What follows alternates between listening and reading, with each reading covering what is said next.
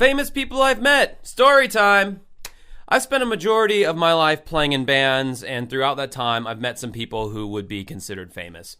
And today, I would like to tell you my stories of the famous people that I've had encounters with. Some are really good, and others not so great, so stick around. This is Dancing with Ghosts. Tommy Twotone. Oh yes, the 8675309 guy. 8675309. This dude's career was at such a low point that my band opened for them. Now, at that time, I was playing in a cover band called The Stimulus Package, so it was around 2008, you know, when the economy was shit. The show was at this shitty hole-in-the-wall music venue called The Pit in Jacksonville, Florida, and this place probably had a maximum capacity of 100 people, and these rusty old shacks were the places that Tommy found himself in the 27 years since his one big hit. And the guy could not have been more aloof and distant. And first off, I just gotta say, the guy was still rocking the blazer with the sleeves rolled up like it was still like 1985. He was still wearing the black sunglasses even though it was nighttime. I wear my sunglasses at night. He's doing all of this while rocking the male pattern baldness cul-de-sac look. I think if I were Tommy, I might have dialed it down a bit, but then again, maybe he was going for like the whole nostalgia thing. So I go to shake his hand and say, "Hi, my name's Josh." And with the most limp dick handshake I've ever received in my entire life, he goes, "Tommy." He seemed like he was just so over having to do all this touring bullshit at all these crappy little venues just to make a buck. I can honestly tell you there was not much of an audience there that night either, and I didn't even stay to watch Tommy's set, which in all fairness was a dickhead thing on my part that I used to do at shows all the time when I was in my early 20s. As soon as I was done playing, it's time to go somewhere else and party. Yeah, nowadays, I definitely stay and watch all the other bands. Firstly, out of respect, and secondly, that's how you get paid. If your whole band leaves before the show, the promoter isn't going to chase you down waving your money in the air unless you set up some kind of prior agreement, like if you're on tour and you need to get paid right after the show because you have to drive to the next city. So anyway, Tommy spent most of the night behind the building, like almost in the woods, doing what I assume would be some kind of nose candy, if you catch my drift. Some of those 1980s habits die hard, if you get what I'm driving at. So yeah, bad experience with the old Tomster. The next famous person I met, it was a completely different experience, and that would be Kevin Martin, lead singer of 90s post-grunge band Candlebox. My second legit band I was ever in was called Centenic, and we got the opportunity to open for Candlebox while they were on tour in, I want to say, 2007. The venue was down at Jack's Beach and was called The Freebird. Yes, like the song. And yes, Judy Van Zant, Ronnie's widow, owned the place. I'm pretty sure. Anyway, me being from Jacksonville, this ain't the last time Leonard Skinner is going to get mentioned on this list, so, you know, just brace yourself for that. So I got to watch Kevin in the band sound check before the audience was let in, and man, that dude has some pipes on him. His vocals were so loud and powerful. When he was singing, it was like, wow, this is what a real rock singer is supposed to sound like. Our singer at the time was pretty talented too, but even he was blown away by Kevin's vocals.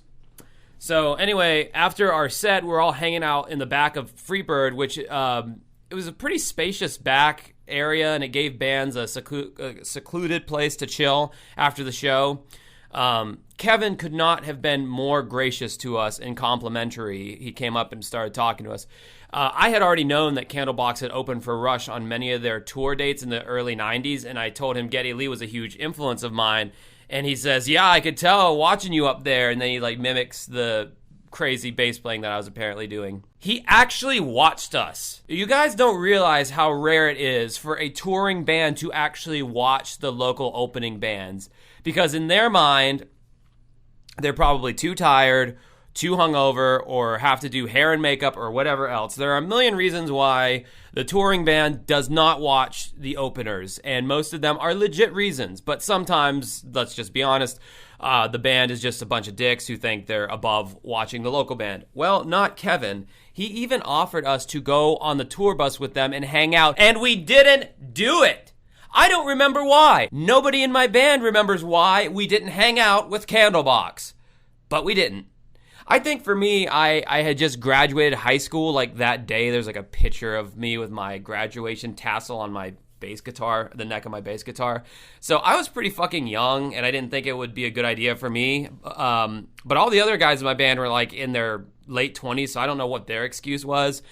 But you know, this is a perfect time for me to remind those of you out there who are public figures, to remind you of an important lesson. You realize how long it's been since I met Tommy Twotone? That was 15 years ago, and he was kind of a dismissive dick to me. So what do you think I've been telling people about Tommy for the past 15 years? That he's kind of a dick.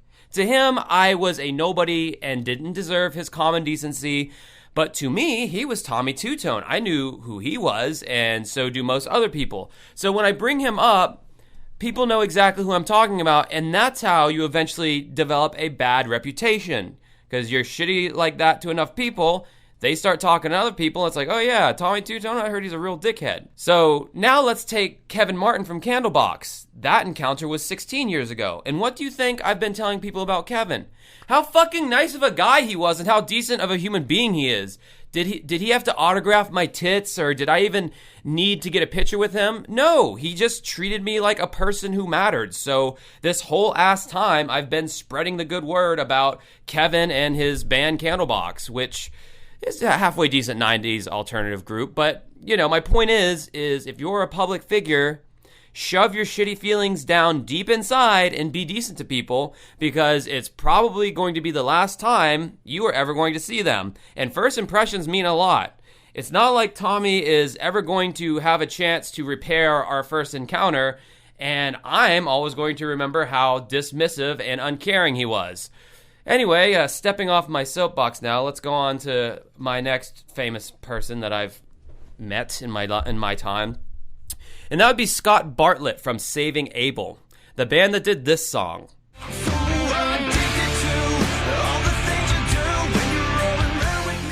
Scott was doing an acoustic tour with some guy from American Idol, and we were asked to do our very first acoustic show at this place in St. Augustine. It was really fun playing our songs acoustically for once, and we went over really well with the audience. After the show, myself and my singer Ari talked to Scott for a good while. I mean, at first glance, he's this big, beefy rock and roll guy, but the dude could not have been nicer and more easy to talk to. And he has a sense of humor, too, which was a first out of all the well-known artists I had met. Because, you know, most artists are just really serious or brooding. But I felt like Scott and I could have genuinely been friends with how our personalities seemed to have clicked.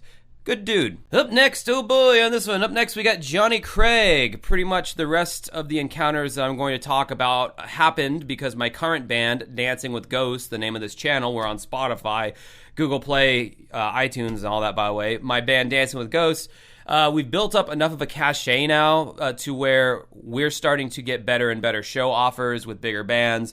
So most of these next stories are all going to be pretty recent.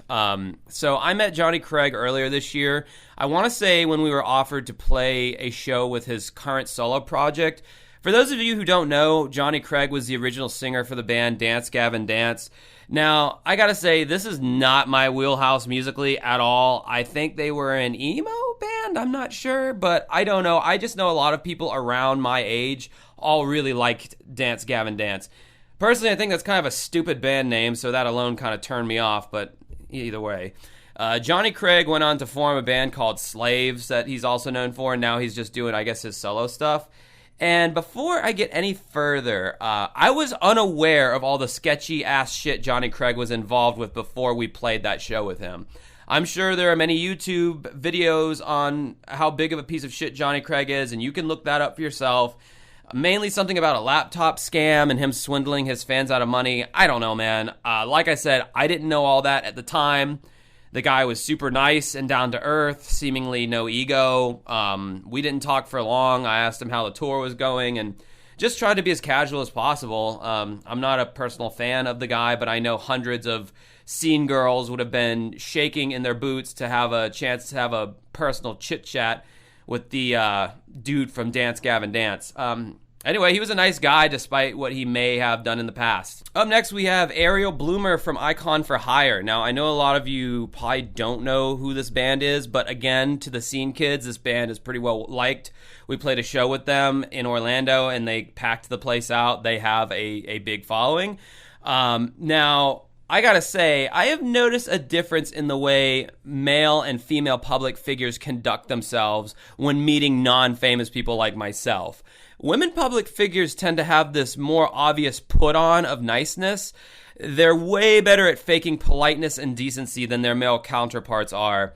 However, with that, you always walk away feeling like your interaction was the furthest thing from genuine, and to a certain degree, that's kind of how I felt about meeting her. Although I will say they were right about to do their VIP meet and greets, and she probably had a million other things going on in that moment, so I will just say that she was very nice, and we hope to share the stage with them again. Next, we have Spider One, the lead singer of Powerman 5000. This was a band I actually kept up with back when I was a teenager, so it was a thrill to see them live and get to share the stage with them as well. Spider was a really cool dude to talk to, very down-to-earth, and he didn't even cringe when I said, "Man, I just gotta tell you, I loved hearing When Worlds Collide whenever I play Tony Hawk Pro Skater 2. And, he just laughed it off. And he's like, people tell me that all the time. And it's crazy how much of a connection they have with that. Because I never really played video games. So I didn't realize how big of a deal it was. So that's just a little inside bit of info for you, for the huge Powerman 5000 fans out there. All right, now let's get to some weaker mentions. These are interactions that I had where I did speak to the person, but it was so short, it's barely worth mentioning, but I'm still going to mention it anyway. And they both happen to be stand-up comedians for some reason. So the first encounter was the great Doug Stanhope. I met him at his merch table after his show in Jacksonville. I know it seems like I never leave my hometown, but I swear to God I do. Anyway, my brother couldn't make it to the show, but he still wanted to support Stanhope, so he gave me $10 just to give to the guy to support him. So I approached Doug and I said, "Hey, my brother is a huge fan of yours and he couldn't be at your show and he wants to support you, so here's $10. Which, in retrospect, to me sounds more like an insult than a good deed. Like, I'm sure Doug made a couple grand that night at the show, at least. And here I am giving him, like, a 10 spot like he's a bum who needs a cheeseburger. So Stanhope, politely refused the money, and he's like, "Thanks, man, but, give it to a homeless person or someone who needs it more than I do."